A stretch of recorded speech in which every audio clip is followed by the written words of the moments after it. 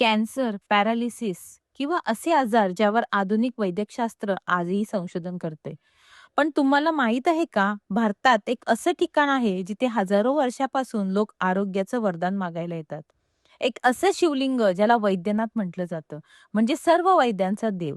शास्त्रज्ञ आजही चकित आहेत, की या मंदिराच्या परिसरात आढळणाऱ्या हवेत आणि पाण्यात असं काय आहे, ज्यामुळे लोकांच्या व्याधी दूर होतात.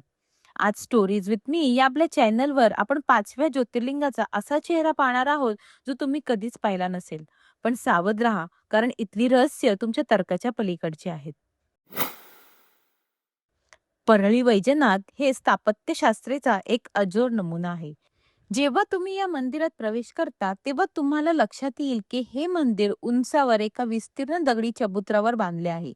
18व्या शतकात अहिल्याबाई होळकर यांनी जेव्हा या मंदिराचा जीर्णोद्धार केला, तेव्हा त्यांनी वापरलेला दगड हा अतिशय दुर्मिळ मानला जातो. या पायऱ्या, हे खांब आणि मंदिराची रचना अशी आहे की कडाक्याच्या उन्हातही मंदिराचा गाभारा अतिशय थंड असतो. पण या थंडाव्याचे कारण फक्त वास्तू नाही, तर या जमिनीखाली असलेला पाण्याचा प्रवाह आणि विशिष्ट ऊर्जा क्षेत्र आहे, ज्याचा शोध आजही संशोधक घेत आहेत. पुराणांमध्ये एक अतिशय रंजक कथा आहे. जेव्हा समुद्र मंथनातून अमृत बाहेर आलं, तेव्हा राक्षस ते पळवून नेण्याचा प्रयत्न करत होते. तेव्हा भगवान विष्णूने मोहिनी रूप धारण केले आणि अमृताचे रक्षण केले. असं मानलं जातं की विष्णूने अमृताचे काही थेंब या शिवलिंगात लपवले होते, जेणेकरून ते सुरक्षित राहिले. म्हणून याला अमृतलिंग असे म्हणतात. इथली सर्वात मोठी श्रद्धा आहे की जो कोणी या शिवलिंगाला स्पर्श करून दर्शन घेतो, त्याच्या शरीरात अमृताचे अंश प्रवेश करतात. ही केवळ आध्यात्मिक वाटत असलं तरी हजारो भक्तांचे अनुभव काहीतरी वेगळंच सांगत आहेत. या मंदिराला वैद्यनाथ का म्हणतात, याचे वैज्ञानिक कारण म्हणजे या परिसरातील वनस्पती. परळीच्या आजूबाजूला असलेल्या डोंगरांमध्ये अशा काही दुर्मिळ वनस्पती आहेत, ज्यांचा वापर प्राचीन आयुर्वेदात संजीवनी म्हणून केला जायचा. असं म्हणतात की या वनस्पतींच्या मुळांमधून गाळून आलेलं पाणी मंदिराच्या आसपासच्या जलकुंभात येतं. या पाण्यात स्नान केल्याने अनेक स्किन डिसीज बरे झाल्याचे दावे केले जातात. हे खरंच शक्य आहे का, की महादेवाच्या या पवित्र क्षेत्रात निसर्गाची एक गुप्त प्रयोगशाळा कार्यरत आहे?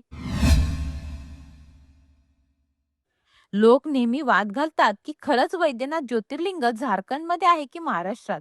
पण परळीच्या या स्थानाला परळी हे नाव पडण्यामागे एक कारण आहे. प्रयली म्हणजे जिथे परलोकातून आलेली शक्ती वास करते. रावणाने जेव्हा इथून शिवलिंग नेण्याचा प्रयत्न केला, तेव्हा इथल्या आध्यात्मिक ऊर्जेने त्याला ते खाली ठेवण्यास भाग पडले. ही ऊर्जा आजही लोकांना आकर्षित करते. इथला प्रत्येक दगड हा रावणाच्या अहंकाराची आणि महादेवाच्या सामर्थ्याची साक्ष देतो. परळी वैजनाथ हे केवळ भक्तीचे केंद्र नाही, तर ते मानवी आरोग्य आणि निसर्गाच्या रहस्याचे एक पूल आहे. तुम्हाला काय वाटतं, अध्यात्मात दडलेले हे अमृत विज्ञान कधी शोधू शकेल का?